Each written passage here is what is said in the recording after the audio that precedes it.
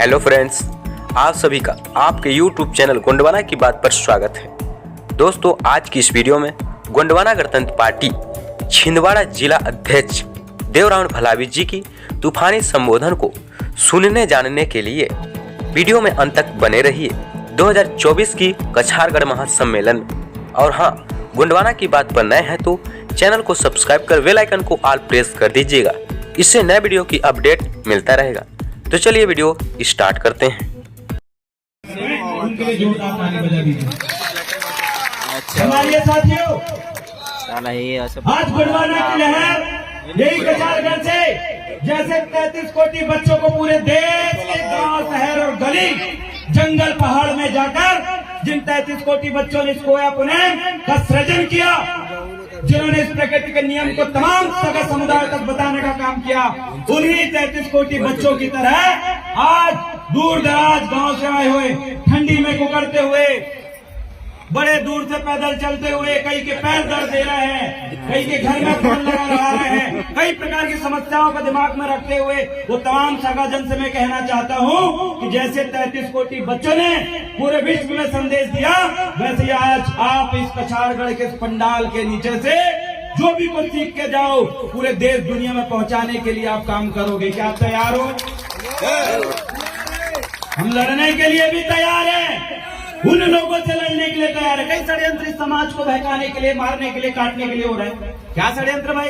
कई लोग मेरे सामने बैठे हैं जो तेंदुपत्ते तोड़ते हैं। मैंने अभी फेसबुक पे, सोशल मीडिया में अपनी एक पोस्ट डाला और मैं खुलेआम डालता हूं, जो तेंदुपत्ता तोड़ते हैं, जिनको जूता दिया गया है सरकार की तरफ से, आपको ही पता जूता, उसके बाद डब्बा दिया गया है और बहुत सारे सामान मिले हैं। जिस जूते को आप खोबा न कर जाए, कंकड़ न कर जाए, खून न निकल जाए, पैरों को एक सहारा मिल जाए, इसलिए आप उस जूता को पहन के घूमते हो, जाते हो। लेकिन आप इस बात से अनभिज्ञ हैं, उस जूते के पीछे क्या षड्यंत्र सरकार ने आपके बीच में रचा।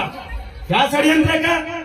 चर्म रोग, केंद्रीय चर्म रोग संस्थान की रिपोर्ट आई और रिपोर्ट में तमाम डॉक्टरों ने बताया कि उस जूते में जो केमिकल इस्तेमाल किया गया है, उस केमिकल से शरीर में, उस पैर में जो पसीना आता है या चोट लग गई, उससे वो केमिकल रिएक्शन करके आपको कैंसर होने की 70% गारंटी है। आपको ऐसे जूते सरकार ने बांटी है दया के नाम पर, भीख के नाम पर, आपके विकास के नाम पर, आप लोगों को वोट खींचने के नाम पर, जिससे आपकी हत्या तक हो रही है। खुलेआम आपको मारा जा रहा है। कौन जवाब देगा? जब सरकार से इस बारे में जवाब मांगा गया, सवाल पूछा गया, क्या होगा उन आदिवासियों का? क्या होगा जिस केमिकल रिएक्शन से अगर कैंसर अगर हो गया तो? सभी डॉक्टरों की रिपोर्ट, आंख बंद करके हम कुछ नहीं बोलते। सम्मानीय साथियों, आज भी उस समाज तक जूते तो पहुंच गए, लेकिन उन जूते को वापस लेने के लिए सरकार के द्वारा कोई अभियान और कोई सूचना जारी नहीं की गई। क्यों नहीं की गई भाई? आपको जानवर समझते हैं, जानवरों से बदतर समझते हैं। जंगल के शेर को ये बचा लेंगे, जंगल की हिरण को ये बचा लेंगे, जंगल के पेड़ों को बचाने के नाम पे आपको मार देंगे। जंगल में कई जंगली जीव है, उनको बचाने के नाम पे, अभयारण्य के नाम पे आपको खत्म कर देंगे। जंगल के जानवर को बचाने वाला उस आदिवासी को खत्म होते देख सकता है, लेकिन शेर को खत्म होते नहीं देख सकते। ऐसी सरकार है। ये वो लोग हैं जो आपको काट डालना चाहते हैं, मार डालना चाहते हैं, लेकिन मेरी भोली भाली समाज इनके षड्यंत्र को नहीं समझ पा रही है। इस बात को आज इस मंच से मैं बयां करना चाहता हूं कि आइए अपने अस्तित्व को बचाइए, उठिए, जागिए। कई बुजुर्ग हमारे इस भूभाग को छोड़ दिए हैं, अपनी जीवन की इस लीला को खत्म कर दिए हैं, पुणे के उस रास्ते पे चल के जो मैंने सारा जीवन लगा दिया। लेकिन मेरे साथियों, सरकार का षड्यंत्र को आप क्यों नहीं समझते? कई नेता यहाँ पर मंच में आए गए, बड़ी बड़ी बातें उन्होंने बोली, लेकिन इस बात को कभी जिक्र नहीं किया। क्यों जिक्र नहीं किया गया कि छत्तीसगढ़ का वो हल्का जंगल, जिसको बचाने के लिए यही मध्य प्रदेश और देश के कई युवा एकत्रित होकर दिन रात वहां आंदोलन करी, दिन रात वहां पर लड़ खाए, लेकिन एक भी नेता के मुंह से चोचा नहीं निकला। यही समाज की बहन बेटियां जिनका खुलेआम बलात्कार हो रहा, जिनको नंगा करके बैठों में मारा गया, इन नेताओं के मुंह से चोचा नहीं निकला। आखिरकार आपके साथ हो क्या रहा, सोचिए। आपके समग्र विकास के लिए गोंडवाना रत्न सम्मानीय दादा हीरा सिंह मरकाम जी ने गोंडवाना समग्र विकास क्रांति आंदोलन बनाया था, इस आंदोलन को शुरू किया था। लेकिन आज क्या हो रहा है इस समाज के साथ? इसका कोई विकास नहीं हो रहा है, इसका सिर्फ और सिर्फ यहाँ पर विनाश हो रहा है। कौन विनाश कर रहा है? समझिए आप चाल को, किसकी जिम्मेदारी है इस समाज की बागडोर को संभालने की?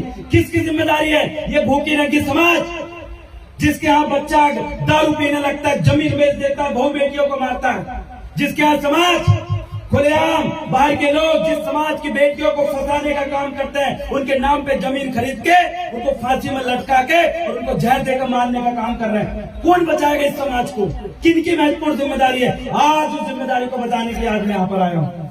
आपको समझना पड़ेगा, याद रखिएगा, समाज की आंखों, अगर आपकी आंखें ना हो तो आपके साथ क्या होगा?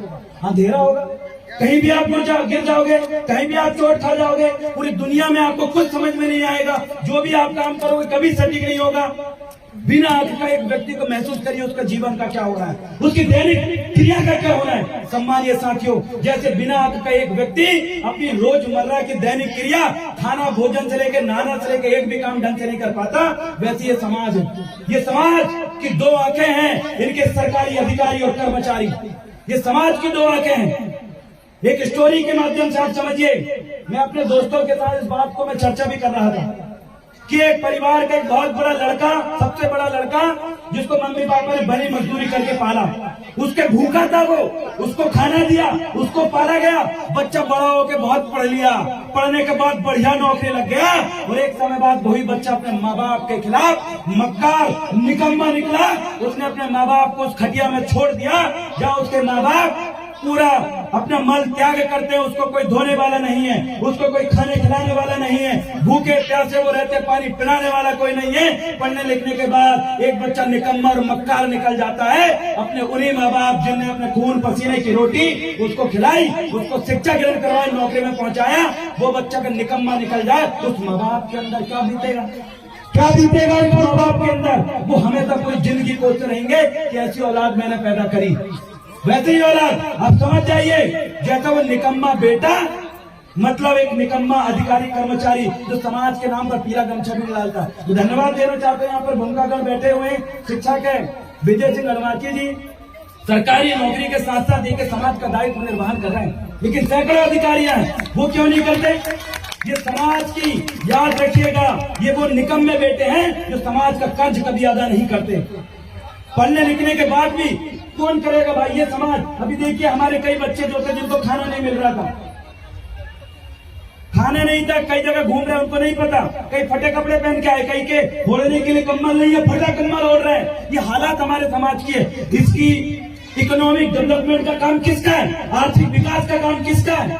इस आर्थिक विकास का काम उन तमाम अधिकारी कर्मचारियों का जिन्होंने अच्छा एजुकेशन लिया, पढ़ा और इस समाज के बारे में सोचेगा।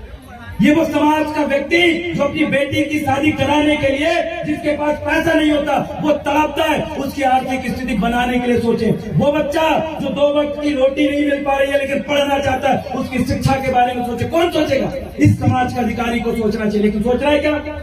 बिल्कुल नहीं सोच रहा मेरे साथियों। आज हालात ये हैं, बड़ी बड़ी नौकरी लेकर जो अधिकारी कर्मचारी एक समाज का इस कार्यक्रम में ना सहभागिता नहीं देता, एक चंदा नहीं दे पाता, वो अधिकारी आज वहां पर अयाची कर रहा है। लेकिन याद रखिएगा, ये 10 लाख आदिवासियों को खुलेआम ये सरकार जहर पॉइजन, फ्लो पॉइजन देकर, जहर देकर, केमिकल रिएक्शन करके आपको मार रही है खुलेआम। अगला नंबर उसका आएगा, वो भी इसी तरीके से मरने का काम करेगा अगर समाज का उसने ध्यान नहीं दिया तो। हमें दर्द हो रहा है, बहुत मामले आपने देखे, ज्यादा लंबा नहीं बोलूंगा। गोंडवाना गणतंत्र पार्टी अमरवाड़ा से मैं विधायक प्रत्याशी था।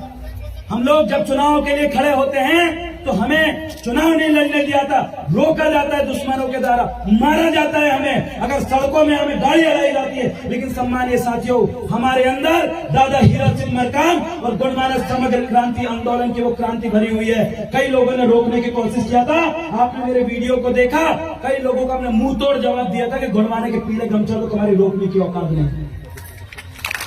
हमने लड़ा, हर तरीके से मजबूत है, लेकिन समाज का वो अधिकारी कर्मचारी अगर अपनी जवाबदेही अगर तय कर ले, इस समाज का पे बैक टू सोसाइटी के अंतर्गत अपना थोड़ा बहुत जिस आरक्षण के बदौलत वो आज आगे बढ़ा है, अपने उस समाज के तरफ अगर सोच ले, मैं बता रहा हूं समाज के पीछे नहीं। मैं बैठा वर्मा समाज के लोगों के साथ, लोधी समाज के लोगों के साथ, जिसने अपने समाज के अच्छे पढ़ने लिखने वाले बच्चों को कलेक्टर की फ्री तैयारी करवा रहे हैं। मैं बैठा कई रघुवंशी समाज के लोगों के साथ, जिन्होंने अपने समाज के बच्चों को दिल्ली पढ़ने के लिए, विदेश पढ़ने के लिए पहुंचा है। लेकिन बैठा एक आदिवासी समाज के लोगों के साथ, जिनके बड़े बड़े अधिकारी कर्मचारी संगठन तो बने हैं, लेकिन उनसे पूछेंगे, बताइए कहाँ है research centre, tribal research centre, जिनकी कल्चर के बारे में तुम रिसर्च कर सको। बताइए कितने बच्चों को आप निःशुल्क पढ़ रहे हो। बताइए कितने बच्चों के भविष्य के लिए आपने कोई कॉलेज स्कूल खोला। कुछ नहीं, अधिकारी कर्मचारी संगठन बना के सिर्फ अपने ट्रांसफर रुकवाना और ट्रांसफर करवाने का काम इस समाज का निकम्मा अधिकारी कर रहा है। कुछ लोग हैं जिन्होंने अपनी पूरी जिम्मेदारी निभाई, उनका तहे दिल से मैं शुक्रिया करना चाहता हूं कि देवरावन भलावी को, उन्हीं अधिकारी, कुछ ऐसे अधिकारी जो कमाते 20,000 है, लेकिन 20 रुपए 50 रुपए देकर आज हमें यहाँ तक पहुंचाया। सम्मानीय साथियों, मैं धन्यवाद अदा करता हूँ और इस कछारगढ़ की पावन धरा से भी मैं बताना चाहता हूँ, इसी धरती से हमने संस्कृति और धर्म कर्म का पूरा ज्ञान लिया है। इस ज्ञान को पूरी दुनिया में पहुंचाने का काम करेंगे और इस धरती में पुनः गुणमाना राज लाने का काम करेंगे। साथियों, आप हमारा साथ देंगे। तैयार हो आप? सेवा सेवा सेवा सेवा। दादा हीरा सिंह मरकाम जी का सपना कौन पूरा करेगा? हम करेंगे। दादा हीरा सिंह मरकाम जी का सपना कौन पूरा करेगा? आप करना चाहते हैं तो यहाँ से सीखी हुई बातें अपने महान पुरखों की तरह सड़कों में अपने लोग जो चल रहे हैं उनको एकता करना शुरू कर दीजिए। आपके एक युवा साथी आपके लिए दिन रात खड़े हैं, जब भी जरूरत पड़ेगी, जब भी जरूरत पड़ेगी। और हमारे इधर से भट्टी जी कहते थे, यार हमारे समाज का पसीना बहेगा तो हम खून बहाने के लिए तैयार हैं, हम भी खून बहाने के लिए तैयार हैं। जब जब आपके ऊपर अत्याचार होगा, हम सड़कों में आएंगे, लड़ेंगे, हर किसी से लड़के आपको न्याय दिलाने का काम करेंगे। बहुत बहुत धन्यवाद। जय सेवा, जय गोंडवाना, जय बड़ा देव, बना के रहेंगे गोंडवाना। बहुत बहुत धन्यवाद।